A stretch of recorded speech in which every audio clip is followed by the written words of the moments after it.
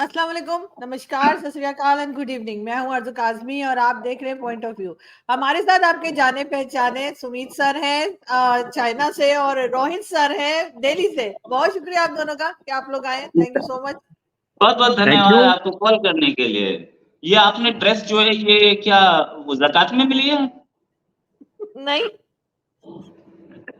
नहीं, बड़ी ये अच्छी है। ये अलग अलग ऊपर पीसेस वाले है ना। फ्लोर्स।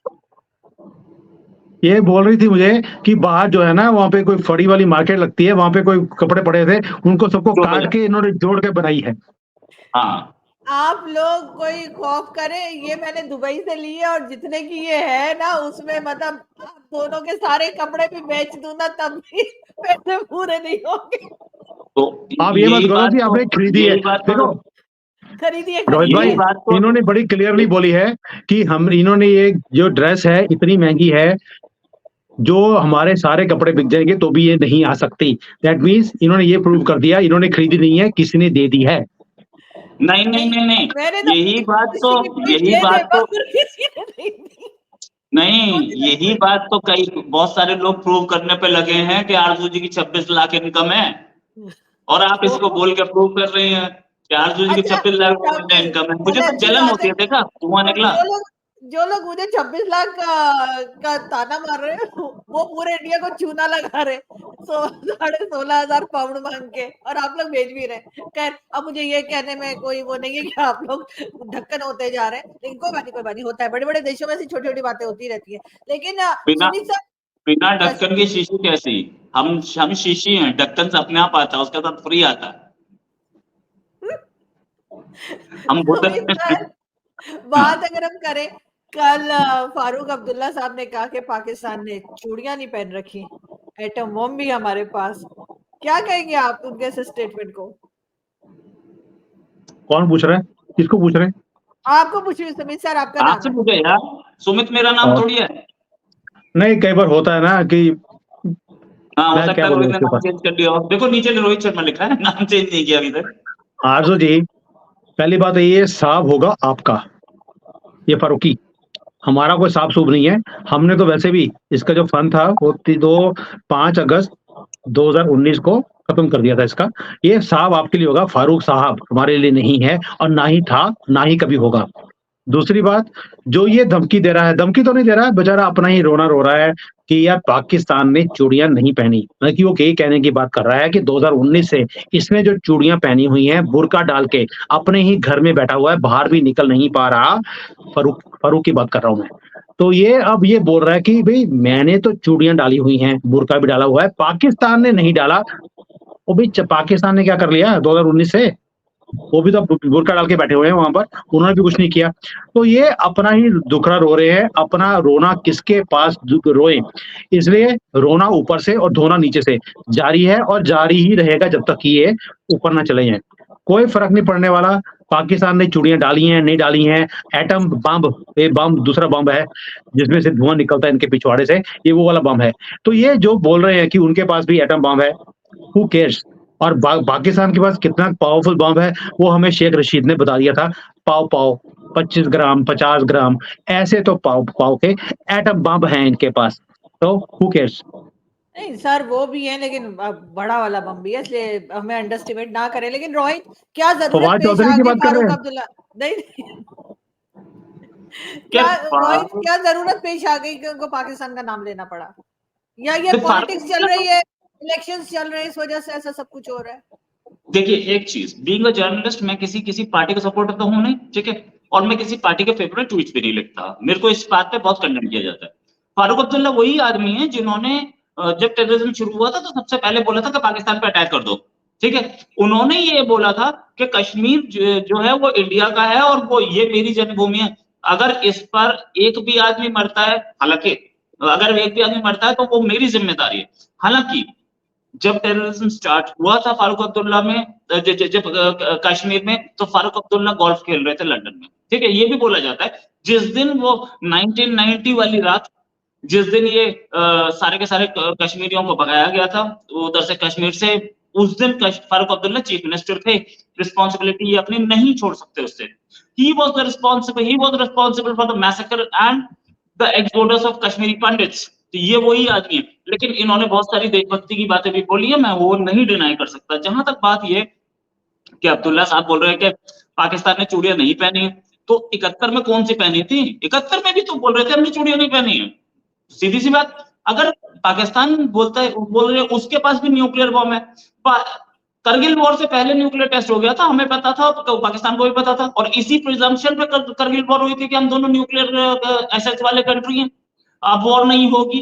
बालाकोट के टाइम पे क्या न्यूक्लियर बम कैजुअल लीव पे चला गया था? मगर सर वो पाकिस्तान के स्पोक्स पर्सन क्यों बने हुए हैं? वो पाकिस्तान के बारे में क्यों बात कर रहे हैं? मैं तो ये कह रही हूँ।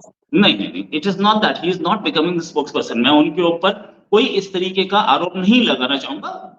वो इंडियन है, मैं उनके ऊपर मुझे फक्र है कि वो इंडियन हैं, ठीक है, वो, और मुझे उनपे भी फक्र है, वो इंडिया के बहुत सीजन लीडर हैं, लेकिन वो अपनी एक मजबूरी की वजह से बोल रहे हैं। इलेक्शन सामने खड़ा है, वो कश्मीर के वोट चाह रहे हैं, मुस्लिम वोट बैंक चाह रहे हैं, और उनकी पैनी नजर है। अगर वो इतने ही मुसलमान हैं तो उनकी बेटी ने शादी किससे की थी? चलो वो पर्सनल मैटर है, बेटे की शादी हिंदू से हुई, ठीक है, चलो वो पर्सनल मैटर है, मैं उसको नहीं लेना चाहता, I don't want to break up. लेकिन ये बात कि फारूक अब्दुल्ला कुछ बोल रहे हैं कि वो हमें पाकिस्तान, उनके बेटे ने भी बोला कि we should talk to Pakistan. भाई हम लोग बात करेंगे, लेकिन हमारे एक कंडीशन है कि टेररिज्म खत्म हो। कल परसों तो उड़ी में अटैक हुआ, हम कितने दिन तक अपने जवानों को मरवाते रहेंगे? तो ऐसे नहीं चल पाएगा। And Farooq Abdullah has been advocating it for long. Election सामने हैं तो ये सारे बोलते हैं बात करो, इलेक्शन खत्म हो जाता है फिर बोलते हैं पाकिस्तान पे हमला कर दो। ये लैंग्वेज चेंज फारूक अब्दुल्ला की हो या महबूबा मुफ्ती की हो, ये होती रहती है। एंड एक चीज और, Farooq Abdullah and Mehbooba Mufti both have lost ground, दोनों ने ग्राउंड लूज किया। अभी नहीं, पहले हमने देखी, फारूक अब्दुल्ला जब इलेक्शन जीते पिछली बार लोकसभा का 6%, 8% टर्नआउट, 8% टर्नआउट पे एक आदमी जीत रहा है, कम से कम उनके अपने वोटर्स 8% नहीं है, मतलब ऑपोजिशन वाले को भी तो मिले होंगे। Why there is not a major turnout? 50%, 60% turnout, 70% क्यों नहीं हो रहा है? प्रॉब्लम ये लूज कर चुके हैं, अपनी ग्राउंड लूज कर चुके हैं। They are trying to regain the lost ground by inciting, इन चीजों को बोल के ये अपनी ग्राउंड को वापस लाना चाहते हैं। लेकिन अभी तक सुमित सर किसी भी ग्रुप ने रिस्पॉन्सिबिलिटी नहीं ली है, कम से कम मेरे सामने से न्यूज नहीं गुजरी, जो मैंने कोशिश की चेक करने की, तो अभी तक कुछ नहीं हुआ है। लेकिन इलेक्शंस का थर्ड फेज शुरू हुआ है, आपको लगता है कि सतपाल मलिक को फोन किया, वो रिस्पॉन्सिबिलिटी बता देंगे किसकी थी, जो बोल रहे थे कि देखो ये ब्लास्ट हुआ है पुलवामा, अब इसका ब्लेम पाकिस्तान पे जाएगा और मैं गवर्नर था। एक बार उनको फोन करो ना, वो ऐसे स्टेटमेंट देते रहते हैं। बिल्कुल, लेकिन सुमित सर थर्ड फेज शुरू हुआ है और उसके साथ ही ये अटैक जो है वो भी हुआ है, जिसमें 5 लोग जख्मी हुए हैं, 1 की जान गई। आपको लगता है कि ये कुछ इलेक्शन का ही सिलसिला है या ये रूटीन में कुछ हो रहा है जो मतलब कश्मीर में होता रहता है? पहली बात यह कि कश्मीर में होता रहता था, ना कि कश्मीर में होता रहता है, दोनों में बड़ा फर्क है। 2019 के बाद ये बड़ा ही छुटपुट से इंसिडेंट्स हैं जो हमारे यहाँ पर हुए हैं। दूसरी बात यह है कि क्या ये इलेक्शन के साथ रिलेटेड है?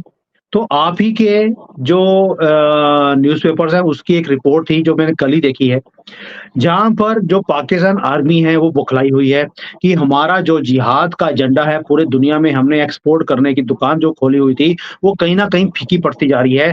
हमें सारे जो ये बड़ी बड़ी ऑर्गेनाइजेशंस हैं जिहाद की, इनको इकट्ठा करना हमें पड़ेगा, जिसमें जैश है यानी कि आईसिस है, प्लस जैश ए तैयबा है। इनको सबको रीएक्टिवेट करने के लिए आर्मी, जो पाकिस्तान आर्मी है, इसके जनरल्स या इसके जो लोग होते हैं वो इनके अंदर भर्ती किए जाएंगे, उनको ट्रेनिंग देंगे, और जो जैश ए तैयबा है और आईसिस है, इनको दोनों को इकट्ठा करके इंटरचेंजेबिलिटी की जाएगी और उसके बाद अटैक किए जाएंगे भारत में और इलेक्शंस के अंदर इंटरफेयर अब करने की नौबत आ गई है, क्योंकि बीजेपी जीत रही है, मोदी जी लैंडस्लाइड विक्ट्री से आ रहे हैं, इसलिए उनकी रफ्तार को रोकने के लिए और कांग्रेस को जिताने के लिए हमें ये काम करने पड़ेंगे। अभी 2 दिन पुरानी रिपोर्ट थी और अगले दिन ये अटैक्स का ये हमारे पास न्यूज आ जाती है, तो हमें पता लग गया एक चीज तो ये कि जो पाकिस्तान आर्मी करवाना चाहती है वो उन्होंने अंजाम दे दिया है। एक अटैक करवा दिया, फर्क नहीं पड़ता, क्यों? इलेक्शन का टाइम है, उन्हें मालूम है कि अभी कुछ नहीं होगा, जवाब मिलेगा 4 जून के बाद, वेट तो कीजिए। बिल्कुल, खैर देखते हैं 4 जून के बाद क्या होता है। खैर ये एलिगेशन है जो आप लगा रहे हैं पाकिस्तान के ऊपर, कोई प्रूफ नहीं है, लेकिन बहरहाल पाकिस्तान इस वक़्त जो है वो ट्रेड मैं करने भेज की सकता कोशिशों हूँ में आरजू है। जी, मैं मुझे आपको भेजिएगा वो प्रूफ नहीं, भेज रिपोर्ट। सकता नहीं, हूँ, नहीं, नहीं, नहीं, हाँ, एंड यू एक will have to see that report. और मैं रिपोर्ट मुझे भेजिएगा बिल्कुल, लेकिन बहरहाल मुझे ये एक लग रहा है कि पाकिस्तान इस वक़्त ट्रेड करना चाह रहा है भारत के साथ और इस किस्म की चीज़ों को यकीनन रोकना चाहिए। लेकिन रोहित, मैडम, इलेक्शन कैसा चल रहा है? क्या लग रहा है? कौन-सी पार्टी आ रही है? थर्ड फेज़ शुरू हो गया है। मतलब क्वेश्चन आपने जज्बात बदल दिए भाई साहब, नजरिया बदल दिया। ये सही, कौन सी पार्टी आ रही है? मैं ये बोल रहा था, आई थिंक जो एलिगेशन सुमित साहब ने लगाया, इस एलिगेशन पे मैं एक चीज बोल रही थी। वो एलिगेशन है, मैं मान रहा हूँ, इस हर चीज को एलिगेशन ही बोला जाता है, चाहे प्रूफ हो या ना हो। लेकिन हुँ। हमने प्रूफ पहले बहुत दिए पाकिस्तान को, वही प्रूफ जो डेविड कोलमैन हेडली के खिलाफ दिए गए थे, वो 11 सितंबर अटैक के 11 सॉरी वो 26/11 के दिए गए, यानी कि मुंबई अटैक के दिए हमने। वो पाकिस्तान ने एक सीधे सीधे वो उसके ऊपर क्रॉस मारा कि यार बकवास, ये एविडेंस हम नहीं मानते। उसी एविडेंस, सेम एविडेंस पे अमेरिका ने 30 साल से ऊपर की सजा कर दी वही डेविड कोलमैन हेडली को, और माना ना, ताकि एविडेंस माना, उसकी कोर्ट ने दी। अमेरिका ने भी, ऐसा कि नहीं कि मोदी जी का फोन चला गया था, क्या कर दो, उसकी कोर्ट ने दी ना। तो एविडेंस हम कितना भी दे रहे, पाकिस्तान में तो उसे स्क्रैप में फेंकना ही है। अब आते हैं दूसरी बात कि क्या सिचुएशन है। Elections are going fine. पहले दो फेजेस में, आज एक वोटिंग चल रही है, पहले दो फेजेस में हमने टर्नआउट लो देखा था। आज का टर्नआउट सुपर्ब है, आज का टर्नआउट बहुत बढ़िया है। अब तक मेरे को अभी इस समय तक का टर्नआउट नहीं पता है, लेकिन सुबह के पहले 3-4 घंटे की जो पोलिंग थी बहुत अच्छी थी। शाम तक उम्मीद है ये पोलिंग 60-70 क्रॉस करेगी। यूपी, मध्य प्रदेश, महाराष्ट्र में थोड़ी कम थी, लेकिन जहां पे भी 60, 65, 67 से ऊपर गई तो हम बहुत क्लियरली बोल सकते हैं कि बीजेपी इज विनिंग। बाकी जगह कांटे की टक्कर है। लेकिन आज जो वोटिंग हो रही है वो खगड़िया जो है, वो खगड़िया वाला रीजन जो है, वो सम्राट चौधरी का, शकुनी चौधरी का, सम्राट चौधरी बीजेपी चीफ है बिहार के, उस रीजन से। देन जो हम लोगों ने मध्य प्रदेश तो लगभग पूरा, और राजस्थान, गुजरात तो पूरा ही बीजेपी का क्लियरली। कुछ एरियाज ऐसे, कर्नाटका का भी शिवमोगा एरिया, उस एरिया में भी बीजेपी स्ट्रांग है। मतलब जहां बीजेपी स्ट्रांग थी उन एरियाज में हो रहा है, और वोटिंग अच्छी दिख रही है इस समय में।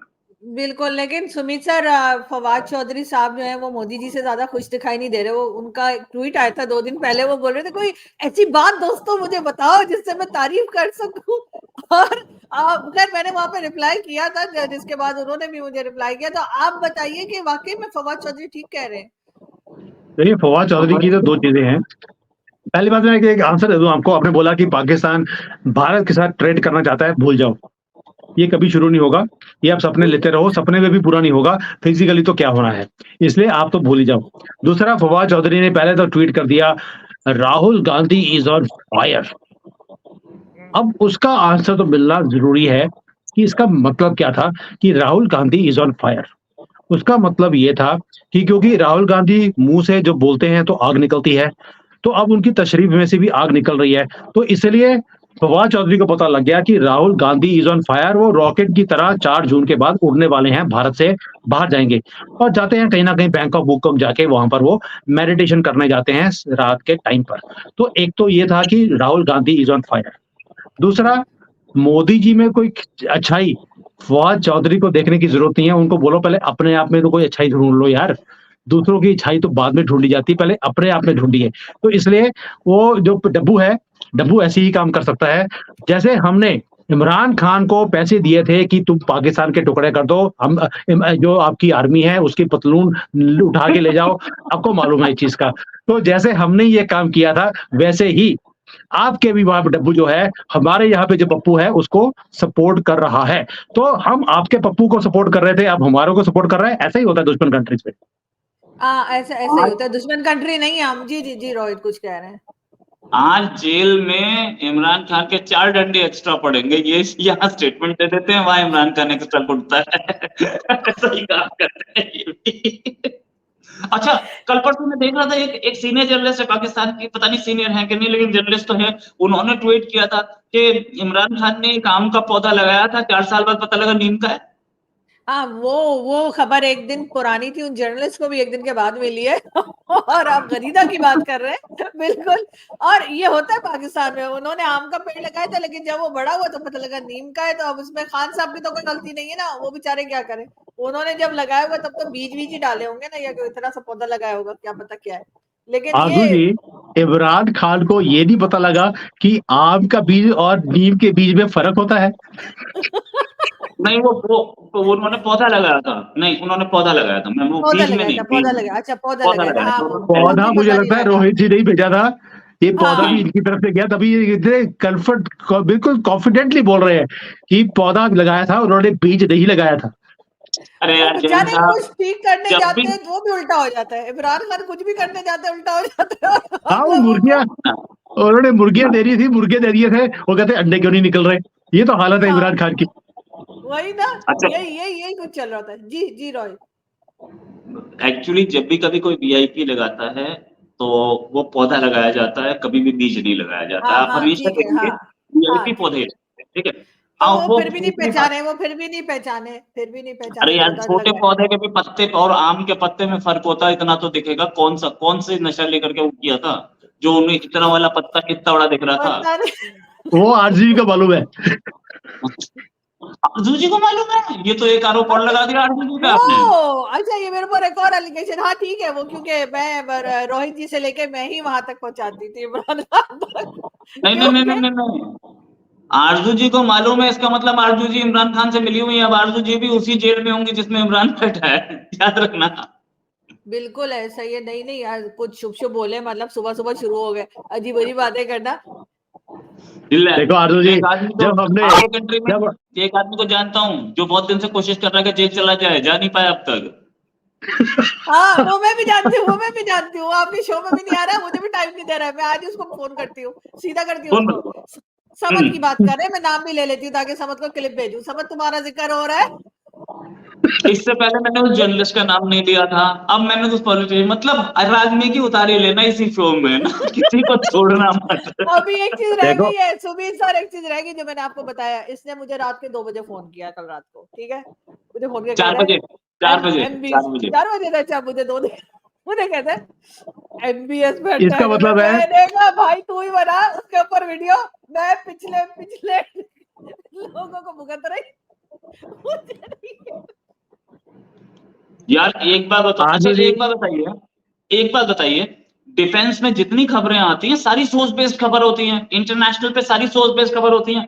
क्या अमेरिका के न्यूक्लियर बॉम्ब्स कहां कहां डिप्लॉयड है, पाकिस्तान के कहां कहां डिप्लॉयड है, चाइना के कहां कहां डिप्लॉयड है, क्या प्रेसिडेंट ने साइन करके दिया था, यहाँ है सारे, इतने सारे आर्टिकल्स हैं। ये सारी सोर्स बेस्ड खबर होती है और सोर्स बेस्ड खबर चलाई जाती है। कौन सा ऐसा यार चैनल है, वो कौन सा ऐसा आपने तो वेबसाइट नहीं चला भुगता रही ना, वो सारे जो मेरे पीछे पड़े थे सब लोग, तो वो तो आपको तो किसी ने कुछ कहा ही नहीं ना, मुझे ही धोरे जा रहे हैं अभी मैडम, तक। तो मैं मैडम, मैडम, आरजू जी, मैडम, आज से जी, मैंने आज से 5 या 6 साल पहले एक आर्टिकल लिखा था, और उस आर्टिकल में ये लिखा था कि जब एलटीटी की वॉर हुई थी उस समय ये खबर आई थी कि प्रभाकरन की बेटी मारी गई है। मैंने उस आर्टिकल में लिखा था नहीं, प्रभाकरन की बेटी मारी नहीं गई है, खबरें ये हैं कि प्रभाकरन की बेटी वहां से निकल चुकी है, और माँ भी निकल, बीवी भी निकल चुकी है प्रभाकरन की, मैं वाइफ भी। सुमित अब सर कुछ कह। अब जी, इस just minute ma'am, just minute, इस मई में, इस नवंबर में प्रभाकरन की बेटी ने एक वीडियो रिलीज कर दिया है। वो सिर्फ सोर्स बेस्ड खबर थी मेरी, वो खबर भी 5 साल बाद सही कंफर्म हुई है। तो सर ये 5 साल में मैं तो मतलब ऊपर चली जाऊंगी, लोग मुझे इतना धो रहे हैं। आप क्या बात कर रहे हैं, मतलब मेरी फोटो में हार लग जाएगा 5 साल में तो। इसलिए वो खबर आपको मुबारक हो एमबीएस की, जब बिल्कुल से मतलब हो जाए, कंफर्म हो जाए, पिक्चर आ जाए उसकी, फिर आप कुछ कह रहे थे सुमित सर। मेरी आरजू जी, बहुत पहली बात सारी यह है खबरें कि कंफर्म हुई हैं। जी जी, पहले सुमित सर बात तो बड़ी मुझे शरारतों से शो कर रहे हैं, मुझे हैरत हो रही है उनके ऊपर। ये पता क्या है, आज तो मुझे लगता है कि एक चीज कंफर्म हो गई है कि आपने रात को बहुत ज्यादा दारू पी हुई थी। 2 बजे थे, 4 बजे थे, मतलब कि इसी में उल्टा दो दो के 4 दिख रहे थे आपको। ये तो हालत है। तो दारू थोड़ा कम किया कीजिए। और एक तो ये चीज है। दूसरा, एक बार ऐसा हुआ कि एक बच्चे ने पूछा अपने फादर से, एक एक मिनट बच्चे ने सुमित सर, एक बच्चे एक ने अपने फादर से पूछा कि ये कैसे पता लगे कि किसी आदमी ने बहुत पी रखी है।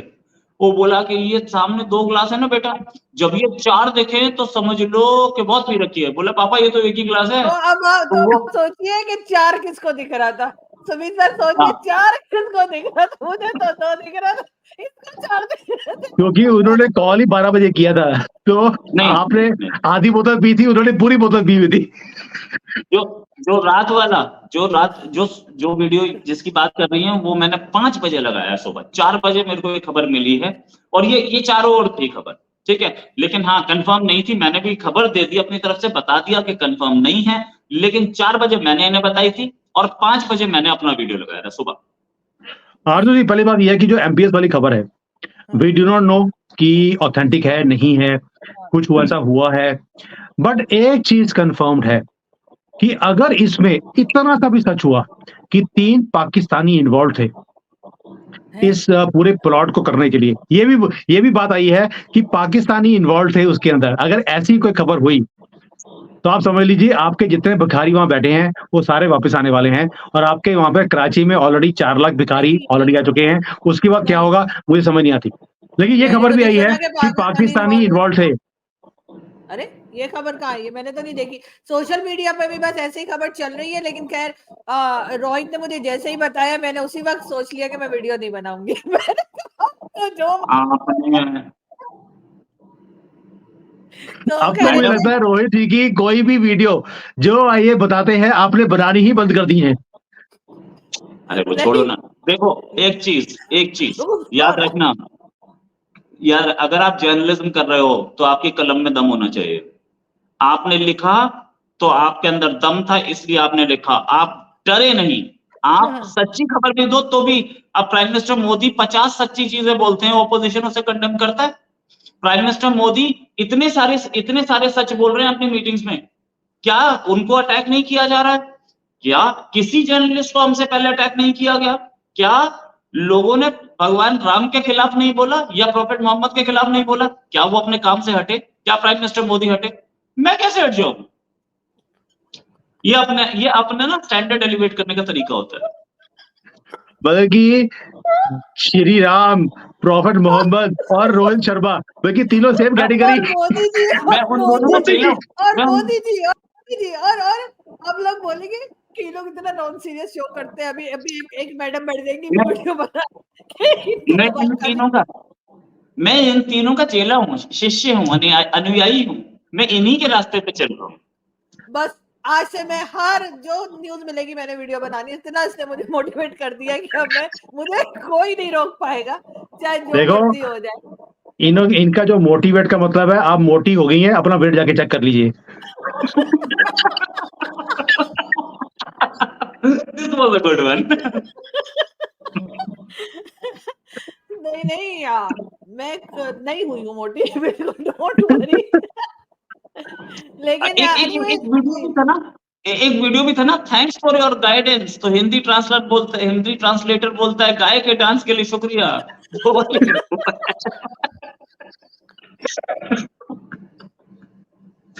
वही ट्रांसलेशन हो रहा है यहाँ पे।